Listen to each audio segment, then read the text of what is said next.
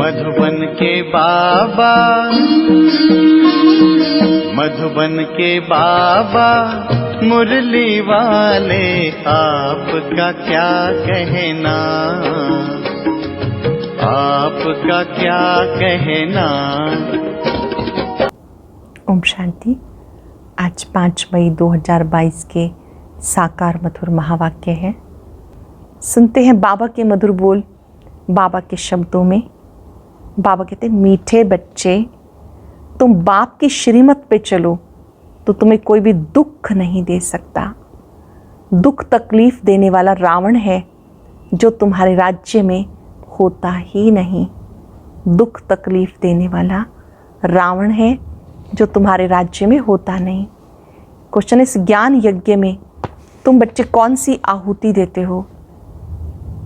कौन सी आहुति देते हैं? इस ज्ञान यज्ञ में तुम कोई तिल जौ की आहुति नहीं देते। इसमें तुम्हें देह सहित जो कुछ भी है सब आहुति देनी है, अर्थात बुद्धि से सब भुला देना है। इस यज्ञ की संभाल पवित्र रहने वाले ब्राह्मण ही कर सकते हैं। जो पवित्र ब्राह्मण बनते हैं वही ब्राह्मण सो देवता बनते हैं। जो पवित्र ब्राह्मण बनते हैं वही ब्राह्मण सो देवता बनते हैं। गीता, तुम्हें पाके हमने जहाँ पा लिया, जमी तो जमी आसमां पा लिया। ओम शांति। बच्चे आए हैं बाप के पास। बच्चे जरूर आएंगे ही तब जब बाप को पहचान कर बाप कहेंगे, नहीं तो आ ही नहीं सकते। बच्चे जानते हम जाते हैं निराकार बेहद बाप के पास। उनका नाम शिव बाबा है। उनको अपना शरीर नहीं है। उनका कोई भी दुश्मन बन नहीं सकता। यहाँ दुश्मन बनते हैं तो राजाओं को मार डालते हैं। गांधी को मारा क्योंकि उनका तो शरीर था। बाप को तो अपना शरीर है नहीं। मारना चाहेंगे वह भी उसको जिसमें प्रवेश करता हूँ। कोई मारना चाहेगा तो बाबा कहते उसको मारेंगे जिसमें मैं प्रवेश करता हूँ। आत्मा को तो कोई मार काट नहीं सकते। तो जो मुझे यथार्थ रीति जानते हैं मैं उनको राज भाग देता हूँ। जो मुझे यथार्थ रीति जानते हैं, पहचानते हैं, मैं उनको राज भाग देता हूँ। उनके राजभाग को कोई जला नहीं सकता, ना पानी डुबो सकता किसी भी हालत में। तुम बच्चों को बाप से वर्षा लेना है अविनाशी राजधानी का। किसी भी हालत में तुम बच्चों को बाबा से वर्षा जरूर लेना है राजधानी का, जिसको कोई भी दुख अथवा तकलीफ दे ना सके। वहाँ तकलीफ देने वाला कोई होता ही नहीं। तकलीफ देने वाला है रावण। रावण को 10 शीश दिखाते हैं, सिर्फ रावण दिखाते हैं, मंदोदरी को नहीं दिखाते हैं। 10 शीश रावण के दिखाते हैं, मंदोदरी के नहीं दिखाते। सिर्फ नाम रख दिया रावण की स्त्री थी। तो यहाँ रावण राज्य में तुम्हें कोई भी तकलीफ हो सकती है। वहाँ तो रावण होता नहीं। बाप तो है निराकार, उनको कोई मार काट नहीं सकता। तुमको भी ऐसा बनाते जो तुमको शरीर होते भी कोई दुख ना हो सके। बाबा ऐसा बनाते हैं कि शरीर होते भी कोई दुख ना हो सके। जैसे बाबा की मत पे चलना पड़े। बाप ही ज्ञान सागर है और कोई ये ज्ञान नहीं दे सकता। ब्रह्मा द्वारा सभी शास्त्रों का सार समझाते हैं। ब्रह्मा शिव बाबा का बच्चा। ऐसे नहीं कि विष्णु की नाभि से ब्रह्मा निकला।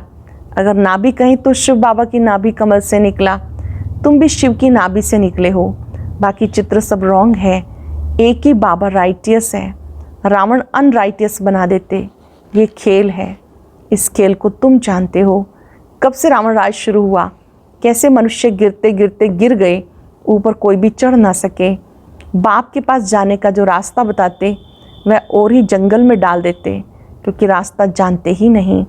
बाबा के घर का, स्वर्ग का जो भी गुरु आदि हैं वह हठ योगी हैं। घर बार छोड़ देते। बाबा छुड़ाते नहीं, कहते पवित्र बनो। कुमार और कुमारी हैं। द्रौपदी पुकारती है, बाबा बचाओ, हम पवित्र बनकर कृष्णपुरी में जाना चाहते हैं। कन्याएं भी पुकारती हैं। माँ बाप तंग करते हैं, मारते हैं कि शादी करनी ही होगी। पहले माँ बाप कन्या के पांव पड़ते हैं, क्योंकि खुद को पतित, कन्या को पावन समझते हैं। पुकारते हैं पतित पावन आओ। अब बाबा कहते कुमारियाँ पतित मत बनो। कुमारियों का आह्वान कर रहे हैं बाबा कि ये कुमारियाँ पतित मत बनो, नहीं तो फिर पुकारना पड़ेगा। तुमको अपने को बचाना है। बाबा आया है पावन बनाने।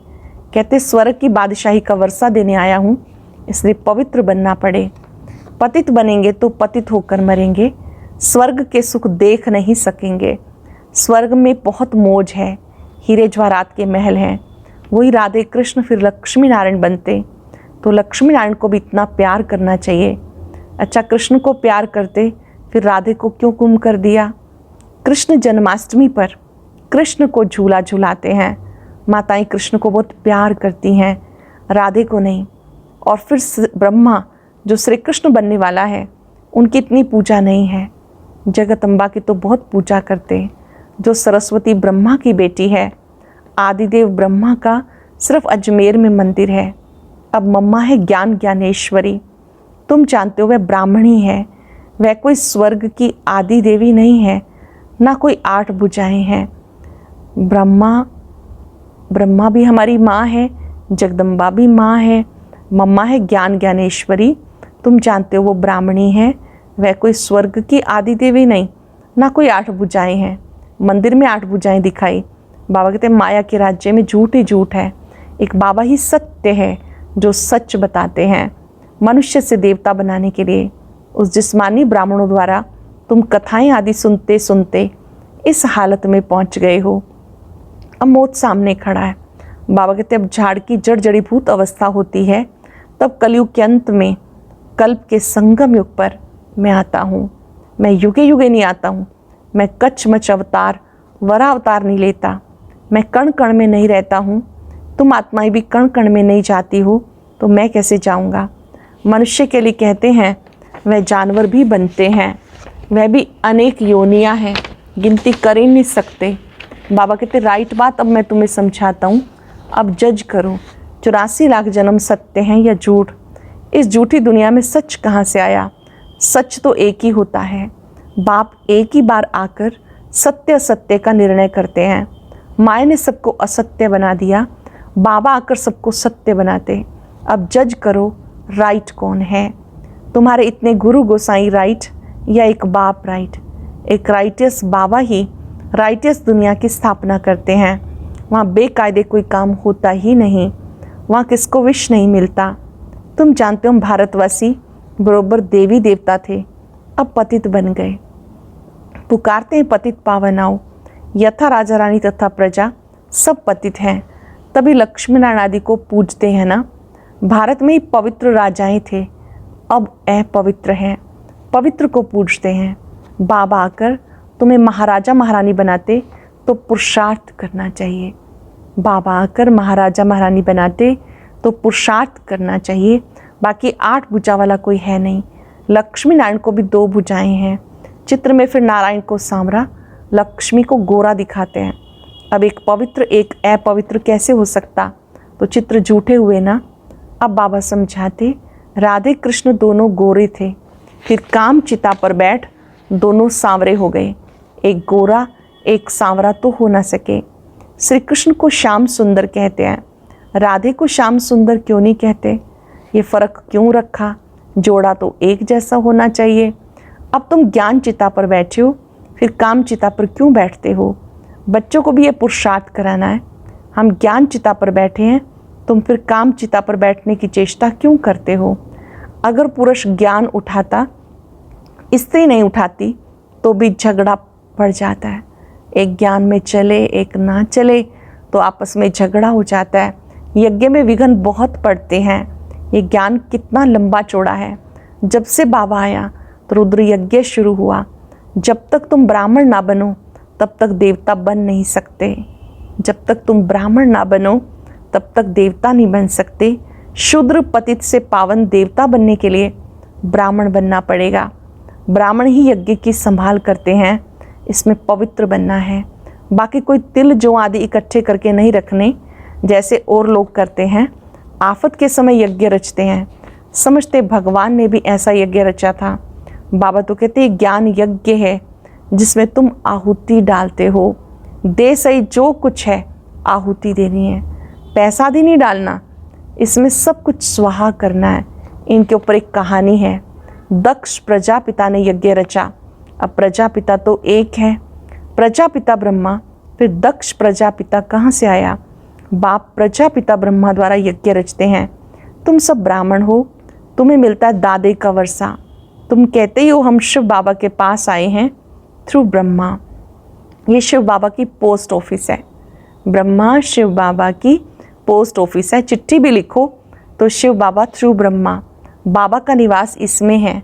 ये सब ब्राह्मण पावन बनने के लिए ज्ञान योग सीख रहे हैं। तुम ऐसे नहीं कहेंगे कि हम पतित नहीं हैं, हम पतित हैं, परंतु पतित पावन हमें पावन बना रहे हैं। और कोई मनुष्य मात्र पावन है नहीं, तभी तो गंगा स्नान करने जाते। अब तुम जानते हो एक सतगुरु बाबा ही हमें पावन बनाते हैं। सतगुरु बाबा हमें पवित्र बनाते।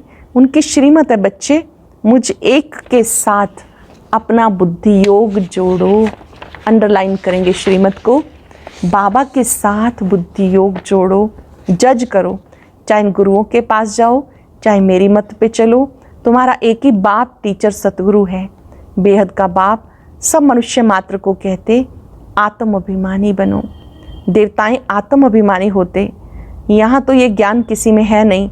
सन्यासी तो कह देते आत्मा सो परमात्मा, आत्मा ब्रह्म तत्व में लीन हो जाती। ऐसी बातें सुनते सुनते तुम कितने दुखी पतित बन गए। भ्रष्टाचारी पतित उनको कहा जाता जो विकार से पैदा होते। ये रावण राज्य में भ्रष्टाचारी काम ही करते हैं। फिर गुलगुल बनाने के लिए बाबा को आना होता। भारत में आते हैं, बाबा कहते तुम्हें ज्ञान और योग सिखाता हूँ। 5 वर्ष पहले भी तुम्हें सिखा के स्वर्ग का मालिक बनाया था, फिर से बनाता हूँ। 5 वर्ष पहले भी तुम्हें स्वर्ग का मालिक बनाया था, फिर से बनाता हूँ।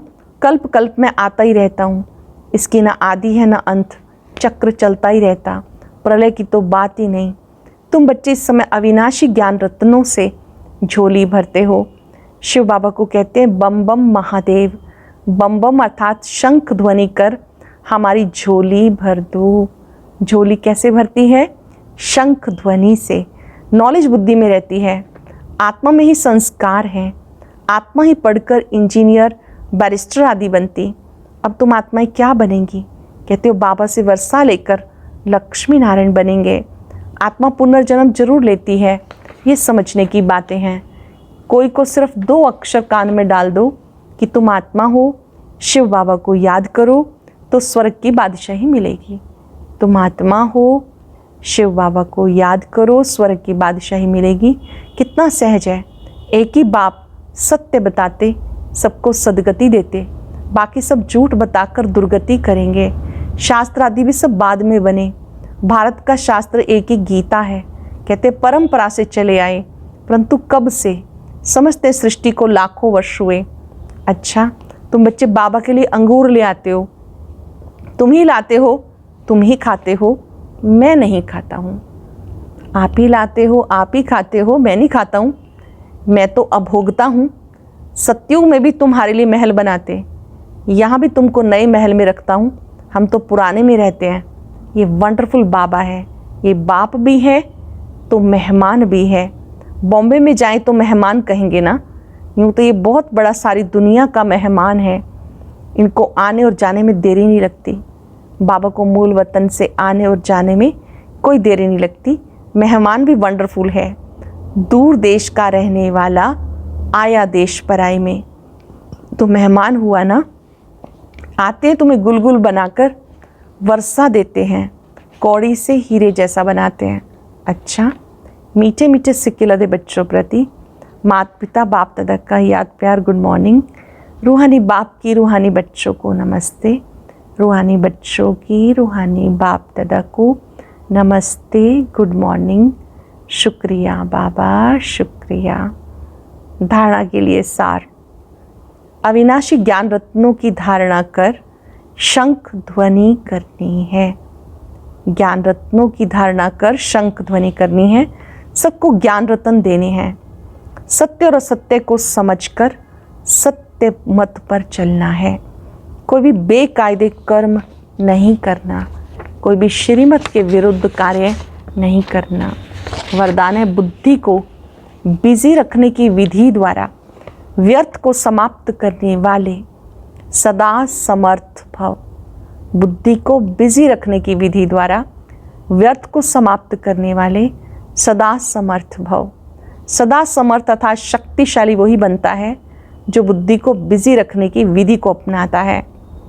व्यर्थ को समाप्त कर समर्थ बनने का सहज साधन है सदा बिजी रहना। इसलिए रोज सवेरे जैसे स्थूल दिनचर्या बनाते हो, ऐसे बुद्धि को बिजी रखने का टाइम टेबल बनाओ कि इस समय बुद्धि में इस समर्थ संकल्प से व्यर्थ को खत्म करेंगे। ये समर्थ संकल्प रखेंगे, व्यर्थ को समाप्त करेंगे। बिजी रहेंगे तो माया दूर से ही वापस चली जाएगी। अगर आप बिजी रहेंगे, माया दूर से वापस चली जाएगी। लोगों ने दुखों की दुनिया को भूलना है तो परमात्म प्यार में सदा खोए रहो। दुखों की दुनिया को भूलना है तो परमात्म प्यार में सदा खोए रहो। शुक्रिया बाबा, शुक्रिया। ओम शांति। और अब यह एक बहुत अच्छी वीडियो भी जरूर देखें।